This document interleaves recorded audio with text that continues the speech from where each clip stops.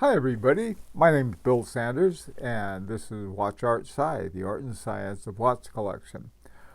Today, what I'd like to do is to tell you the story of a group of guys who got together and were able to produce really world-class watches. The name of the group is Lyrique. I was one of the many people who got together and founded the group and been the group coordinator for the first three watches. And it's something that I think is an interesting thing for watchmakers cooperating with one another, working together, and learning a lot about horology and watches. This is the first watch we created by Lyrique. We named it Etude Number One. Lyrique is for lyric, and Etude means practice. So anyway, it's our first one. It's has a movement by Agenor. It has a dial by Metalim, hands by Fiedler, and a case by Rutenlanen and Catton. So it's we just went to all of the top people. This strap is one that I got for myself independently. We had a strap, we had a leather strap in sort of pretty much this color, but this one is a gator strap that I got from Jean Rousseau. Okay, enough of that. All right, so how did this start? Well, it started in Germany. I had been communicating with Rolf Lang, whose story is really amazing. There's another video that you can check out on that. And anyway, I was in Nuremberg at the end of a cruise, and so my wife and I hopped on a train and went to visit Rolf. And Rolf is the kind of guy who's just one of these brilliant watchmakers, and he's seriously brilliant. But he didn't know anything about selling his watches, so what I suggested is that what he could do, I knew a bunch of people from Watch Art Sci. We could take one of his watches and send it around, spending a month with each of the different people. And so in a year, it would have gone all over the United States. And so he thought that was a good idea. But the thing I was very nervous about it. The watch was about a $25,000 watch. So it was the Candiletto precise gray, the one at the top up there. And so, I had all kinds of worries because we sent it, as you can see in the map, it started here in Connecticut and went to Oklahoma, and then it went all over the place. And it worked out fine. And so we got to 12 people. Then we ended up with a baker's dozen because another person wanted to add, and everything worked. So later on, I thought, maybe what we could do is here's the watch that we passed around. And at the end of it, somebody said, hey, they want to buy that watch. And so we sent it back to Rolf, and he sold it to the person who wanted it. But anyway, after that, I thought, well, you know what? I bet that if a bunch of us, if we could pass around this expensive watch, we could get together and get a watch put together by top watchmakers. All we have to do is, there were some people that had already contacted about other things. And I did try some different people who didn't like, I'll not forget about it, I'm too busy or something like that. But then and this was sort of like in the middle of the pandemic. That was a problem, of course. But so we contacted Agenor, and they were interested in working with us, primarily because our major focus was horology, and it wasn't like we were out to make a quick buck. We just really appreciated it, and we thought, well, maybe we could do a lot better if we went directly. So anyway, so that was the first thing we did. So we went to Agenor, and we contracted them to make the movement. We contracted Metalim. By the way, too, we looked all of these up. Metalim had made the dial for Philippe Dufour's, it's called the Simplicity 37. And so I figured, well, if it's good enough for him, it's good enough for ours. I knew Root and Lannon. I didn't know Catton, but I figured, well, if they'd be a good one to have to make our case for us. I found out about Fiedler, of all places, through Patek Philippe in French. And they had made the hands for Patek Philippe. They had made them for Rolex. They were one of the top hands maker in Switzerland. And of course, Agenor was one of the top movement makers. Jean-Marc Viderec, who was the founder of Agenor, was the first watchmaker to be recognized as the Watchmaker of the Year by the Grand Prix d'Horlogerie de Genève back in 2007. So he's a very, very important guy and knowledgeable. So we went to them, and the first thing they did was we wanted a movement. We told them how big we wanted it. And so what they came up with was the AGH, that's the Agenor sort of, I guess, code, the 6801. Now, what they did for us was not what we didn't even ask for it, but they added two incredible pieces for us. One was the Agenpit regulator, which adjusts both the beat and the frequency, and they do it without a collet and some other things. It was this again it was an intellectual property of Agenor. So that was, like I said, there was sort of an extra they put in. They also put in something that was called the Agenais gear, and this is a gear that has little springs in the teeth, and so once the pointy part of the gear is in between the teeth, or the tooth itself from another gear, the spring holds it in place so it doesn't slip out. And by reducing slippage, you increase accuracy and smoothness. Really very smooth. So anyway, this was our first movement that we had. And so put together all the things, we came up with our first watch that we called, this is the one we had, it's called the Etude number 1. It's the caliber 6801. It was manual wind, 3 hertz, that's 21,600 semi-oscillations per hour, 40-hour reserve. The size was 39 millimeter. It had what's called observatory hands. This is where one has a big circle at the other one, and the other one is straight. I don't know why they call it that, but I thought they were cool, and we liked it. And then we had the white lacquer on the dial. There was a very interesting little blurb that I read by Philippe Dufour, and why he preferred lacquer. He said it's thinner, it looks just as nice, and it's not as difficult to work with this enamel. So we'll do the same thing. Okay, so that was our first watch. So then we got the idea, hey, you know what we could do, why don't we have one with guilloche? So we'll essentially take this watch, and we'll go to a company that's known for making great guilloche. The one that our designer recommended was Combe de Mine. And we all set aside, well, we're going to get an ostrich strap for it. And the reason we wanted an ostrich strap was that we wanted something a little more exotic than just regular cowhide. And it wasn't on the CITES list, so we didn't think they'd have any problem on shipping it.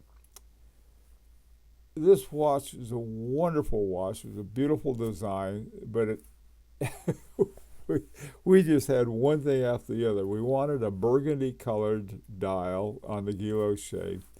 So they put it out, and it turned out pink. And so we had these 5 dials in pink, and so we said, well, that's not what we wanted. We wanted burgundy. And so they went back and they got the burgundies. What are we going to do with the pink dials? Well, the Horological Society of New York, we decided that we wanted to sponsor them because they have a gala each year and they have an auction. And the auction, they take the auction and money and use it for scholarships for kids that are learning horology. So we thought that was a good idea. And so they said, we'd like something unique. We don't want just, I mean, if you could, we didn't want just the one that's sort of the run of the mill, so to speak. Well, we said, hey, how about pink? Because we wanted the burgundy one. Oh, they said, great. Well, it turned out I'm glad we did it, and they auctioned it off and took the money and used it for the scholarships.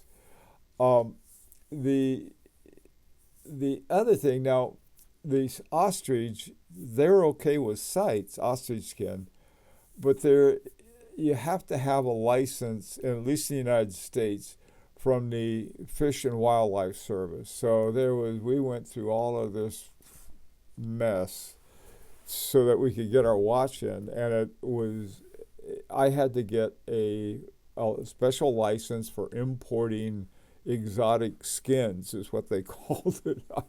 It's an ostrich from a farm in Africa is what we had, but anyway, we had to do that. Then there was a slight change. The 6801 had a slight change, and it was now the 6802. Well, we had to have. We thought, well, what we'll do, we'll just go to Caton, to Voetenlander and Caton, and say, hey, let's have our new. We'll just take our previous case, which we really liked. We said, well, we'll just use this case, and we'll put in the movement has the same dimensions. So we thought it was off just by a little. So we had to have that redone, and of course that cost us this. And so then we finally got the watch with the burgundy dial on it. Well, it oxidized. There was something in the chemicals they used for the color that oxidized. We couldn't fix it. We tried. We tried everything to fix it. So eventually, what happened was that we had the pink one. We did the burgundy ones, but most of them were sent back because of oxidation. So we had to take all of those apart. So we found 3 colors that were with a guilloche that we were guaranteed wouldn't oxidize, and one was a brown, one was a gold, and one was a blue. And so instead of having one burgundy colored watch, we ended up with 5. So this was really a trip, but we learned a great deal, and it's been the poor guys, all of us who bought one, because we all paid the same. By the way, too, that's one thing about Lyrique. None of us are paid. It's all volunteer, and that's the way we chose to do it. And it's also unique.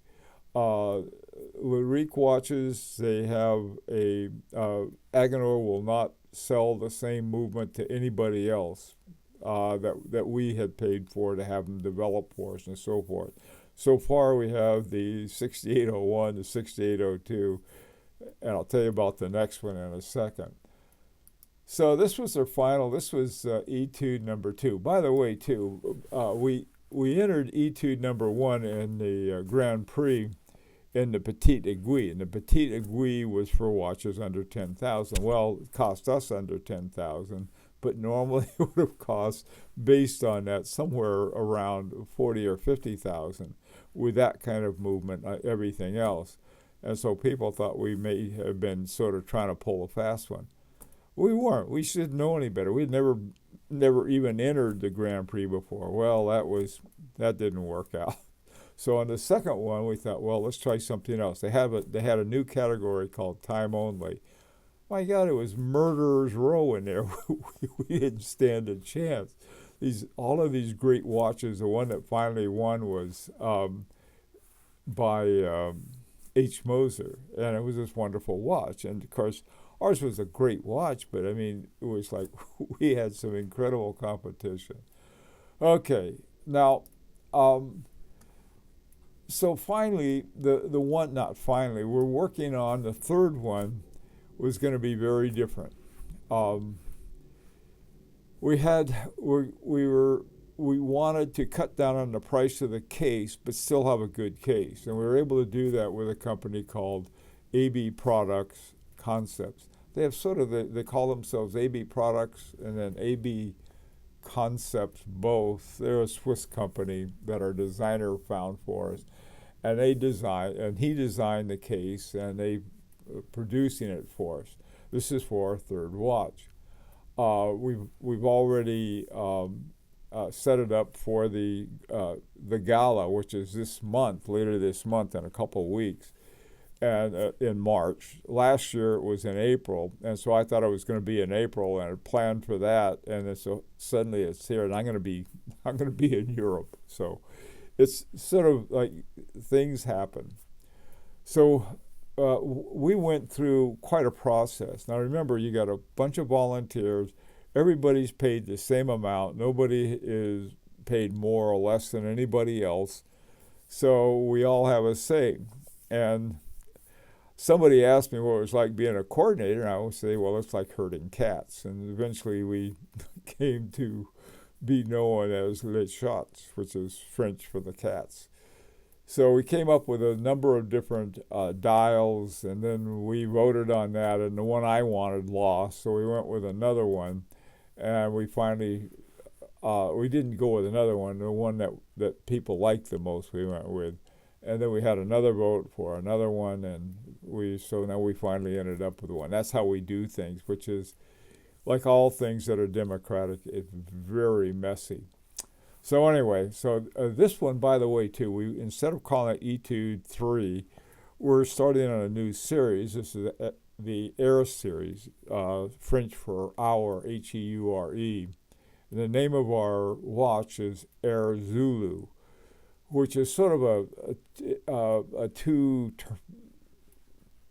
meanings, really. On the one hand, it's a pilot's watch, and it's a sports pilot's watch, and the meaning for pilots use what's called Zulu hour, and so let's take a look at how that's like basically it's a 24-hour dual time zone. So we needed a new movement. Now this movement is really different. We knew that from the get-go, so there wouldn't be a problem of having a case that wouldn't fit. This is called the AGH 6850. The 50 is in honor of Jean-Marc Viterek's birth year. So we thought, well, this would be a nice thing to put the 50 on the 68. And so the 6850 is totally different. It is a complex movement. And we'll take a look at the face of it in a second. But right now, what I want to show you, they have these arms that are called secteurs. And the blue ones, there's a cam that turns, and then there's a drop in the cam, and this is what shoots the retrograde hand back. Well, we have two, one for seconds and one for what we call the Zulu arm, in other words, the 24-hour. And then there's a pusher for the second time zone, which is the Zulu hour. That's why we call it Air Zulu. And the Zulu hour is a pilot term for basically GMT time is what it's based on, but they call it Zulu because it used to be the zero meridian at one time. I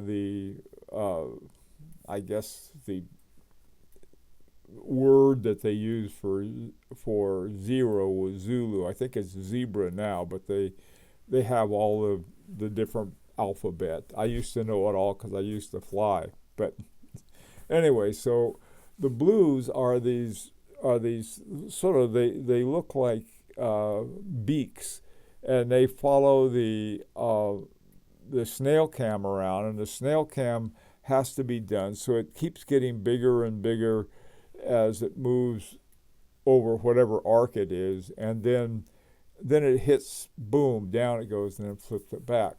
Well, for seconds, we have on the bottom, we have around 6 o'clock, there's where we have the second hands going back and forth every 15 seconds, and so it's set up for every 30 seconds one way, and then bam, and it goes back and forth. So there's a double snail cam. You can see it there. It's a green one that has the two little things.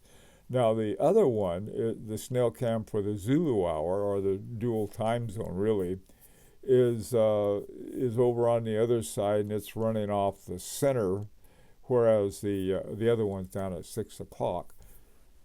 One of the things that I think all of us have learned in this process, we have learned so much about horology. A lot of us, myself included, thought they knew a whole lot about it until we started these projects, and it's wonderful. I mean, if you really like horology and you like the whole process, this has been a great experience. Okay, moving right along. On the back, and this is true on all of them, we have an open back so you can see everything. On the AGH 6850, for example, the first part was the dial side, and that's the module that controls the retrograde was there. The rest of it you can see from the back, or at least part of it. You have the pusher, and that's the pusher's used to set the Zulu time, and then you have the stem, like you have on all watches, the barrel, the balance wheel, and then you have the ag and pit regulator again. We didn't have the Agonase gear because we didn't have the second hand in the same way. This time we have a retrograde second hand. But anyway, this is the other side of the movement from what we just took a look at. Okay, now in order to emphasize the whole sort of aura of flight, we decided we were going to make a bunch of posters. And for air sport posters, we used a lot of the stuff from the 1930s when they had started the air races, and they had the pylons with checkers on it. And you can see around the dial, we have the little checkers. Very much of a sports watch in that. By the way, too, the hands are called Asagi hands, and there's a bit of an irony there. The hour is called Zulu hour, and the hands are Asagi, which is the spear that the Zulus used. So we thought that was wasn't a bit of an irony, we thought. Smart Alex that some of us are. Anyway, here are a couple more posters that we did to sort of tie it in. It's sort of like we wanted a watch that had the spirit of the original racers and air sports in general. But we also wanted it 21st century because now all flight is regulated in time by Zulu hour. So if you're in Timbuktu or Mogadishu or anywhere, no matter where you're flying from, the flight hours are the same no matter where. So if I'm told in New York that my takeoff time was let's say 1400 Zulu, then it doesn't matter what my clock says, it's 1400 Zulu. If a guy in Bangladesh, he gets the same thing, he says, okay, you're leaving at 1400 Zulu. He's leaving the same thing, even though we have total different clock times. And so here are a couple of the posters that we have. We wanted to have posters of it. Okay. Now, finally, this is what we have. This is the dial and the back of it. You can see the straps. We're not using. We don't have the ostrich straps. We certainly don't have gator straps. We wanted to have something more of a sporty strap, and also something that's not going to get stopped at customs, at least in the U.S. So Air Zulu is caliber AGH 6850, manual whine, 21,600 semi-oscillations per hour or 3 hertz, 40-hour reserve, 40 millimeter steel case. This time the case was a little bigger because we had a little bigger movement. The Asagi hands, they have a crown at 2 o'clock and the winding crown, and then a pusher at 4 o'clock. And then we have the, for the 24-hour Zulu. You can see that in sort of that inner ring. This is the newest one. This is one that's just starting. It's called Air Soutant. Now we had the 2 Etude ones, and now we're in sort of the Hour series, or the Air series. Air Soutant is, we want to make a pusher, a jumping hour.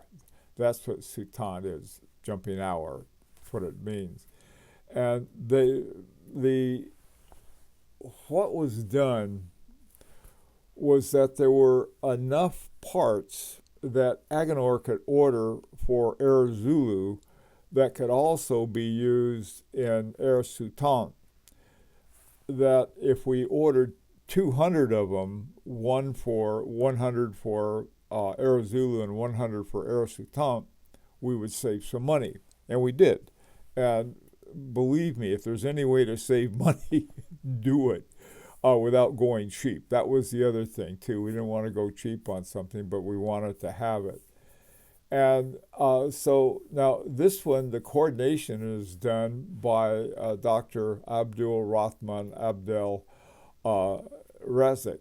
He's the coordinator for it. Now, Abdul has been with the Lyrique since the beginning. He's been a great contributor, and I have a fantastic jumping hour watch by Chanel Monsieur, and I just didn't need one. So I thought, well, I'll do something else and let somebody else do the coordination for a while. So it's just getting started. There are a few slots open for it if anybody's interested. But this is very exciting because they don't have the design yet, and like I said, they're just getting off the ground right now. I put Dr. Razik's or Abdul's email if you're interested in join. Our webpage, Lyrique webpage is lyrique.ch, and there's a little thing there you can punch it, and it'll send me an email, and I'll send you to where if you're interested in joining this project. Now, I wanted to talk about what about a Lyrique project. All right, what and why? Okay, well, what is Lyrique? We're simply a group, a project group, really. And it's sort of the old saying, you have a champagne taste and beer budgets. That may be a shorthand for us. Now, we tried to figure out a way, how could we do this so that we could get the top horology without killing ourselves. And so, like I said, we had contacted Agenor and said, can we do this? And we'd like you, because of their wonderful reputation they have. By the way, too, there are so many Grand Prix winners that the movement is by Agenor. Of course, they don't give them credit for it. They always say, "Oh, this is something that we did," and they have Agenor do it for them. But that's okay. So what we are doing with Agenor is that we're starting from scratch. We start with, they have to get the parts and this and that and put it together and everything else. We work with a wonderful designer named Matthew Allegre, who's done some designs that have won Grand Prix awards. So basically, we're working with this. The rule of thumb, I used to be in publishing, and the manufacturing cost for a book was some amount, and the retail price was roughly 10 times that.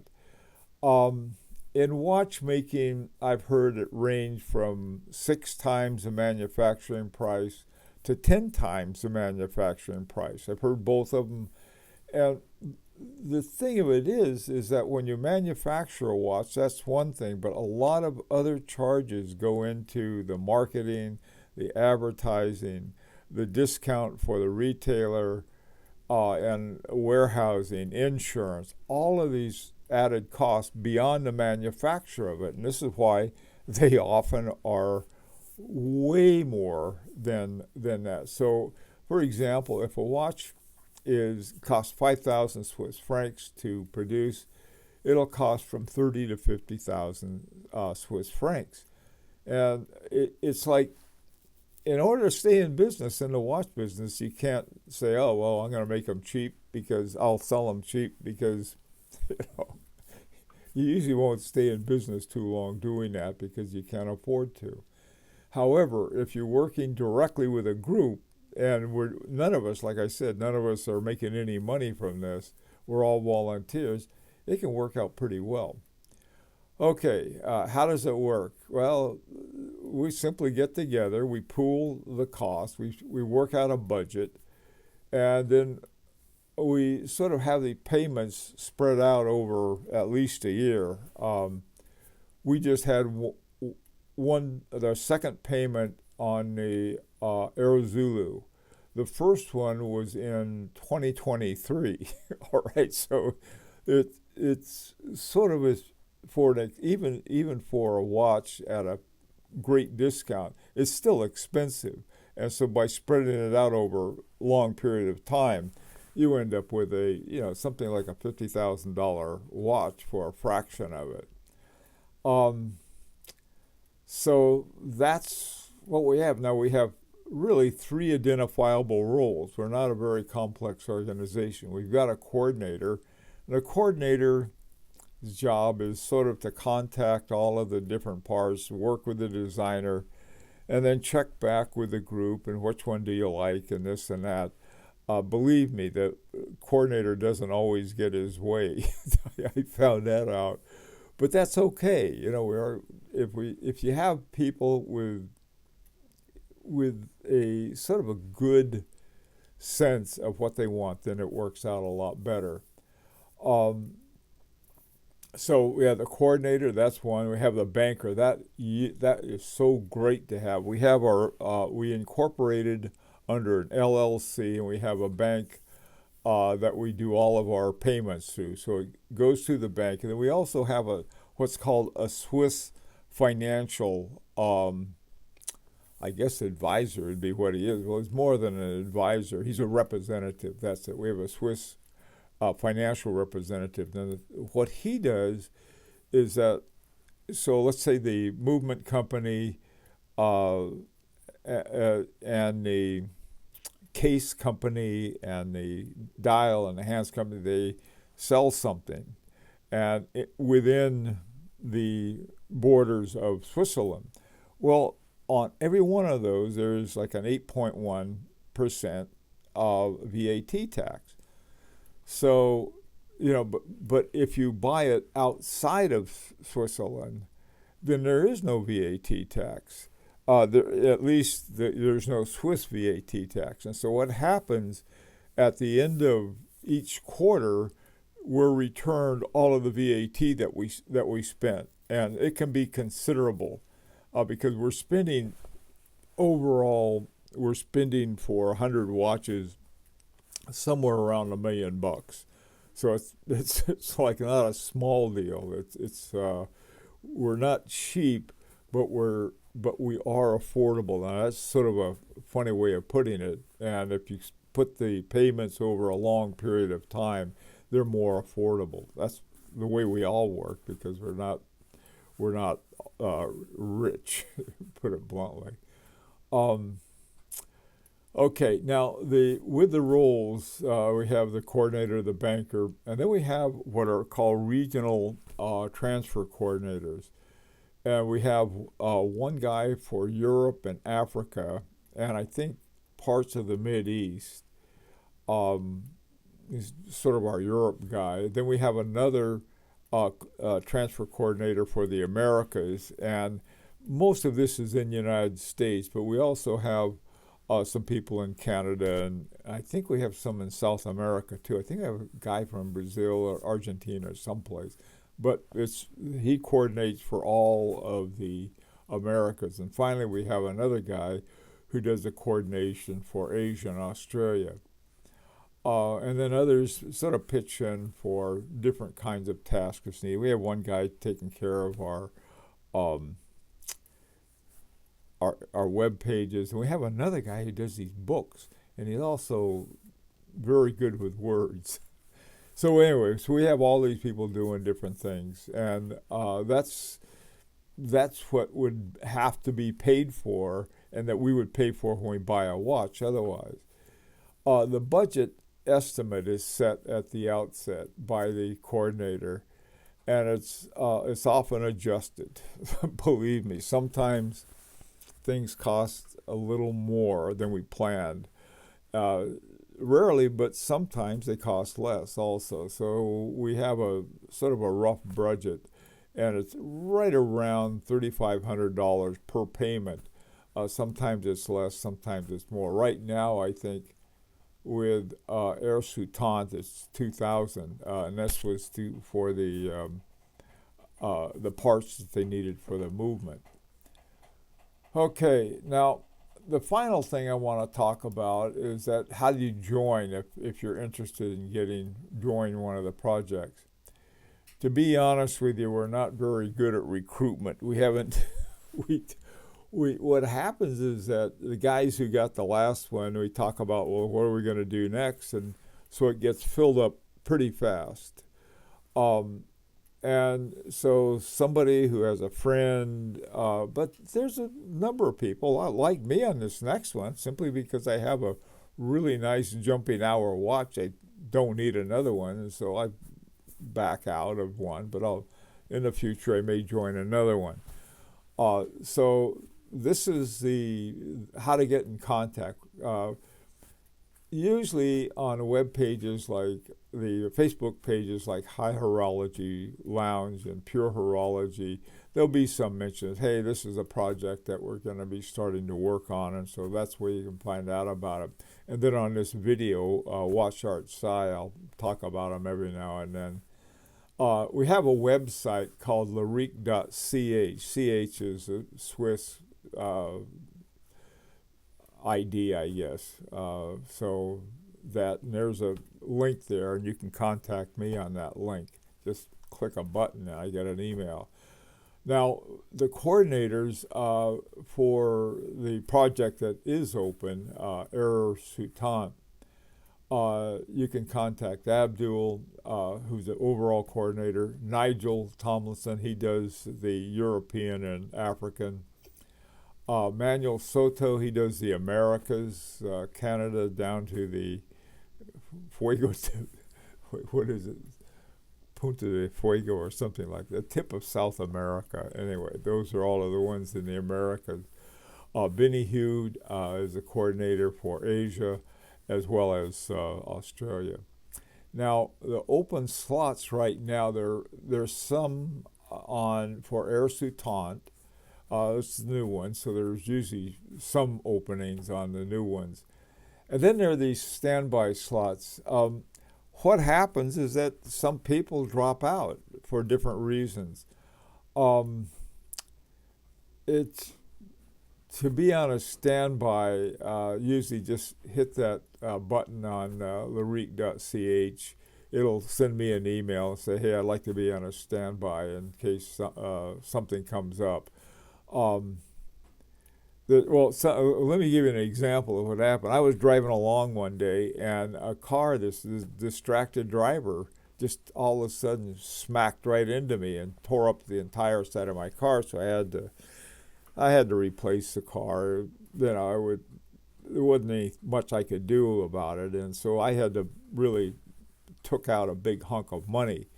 And I had to sell one of my watches and so on and so forth. Had I not already been committed to these other projects, I might have said, hey, look, guys, this thing came up, and I've got to, let somebody else have my slots. So that can happen. There are a lot of different things like that.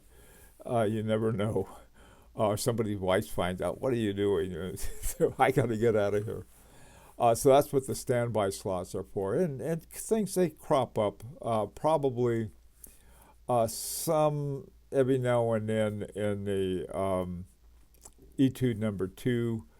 Uh, they're pretty well nailed down, but you never know. In Arizulu, there may be some. We're still working on the getting the project done, so there may be some people that a problem comes up with. But Air Sutant would be your best bet. Anyway, I know this has been somewhat of a long video, but if you got any questions, feel free to ask me in the comments section, or send an email to one of those addresses and ask one of the other guys about it. And so that's the story, the Lyrique story. And the best thing about it is you learn so much about horology, and it's a lot of fun. I don't know, we haven't, I think it was after the 4th riot, we started really tightening up. It's interesting.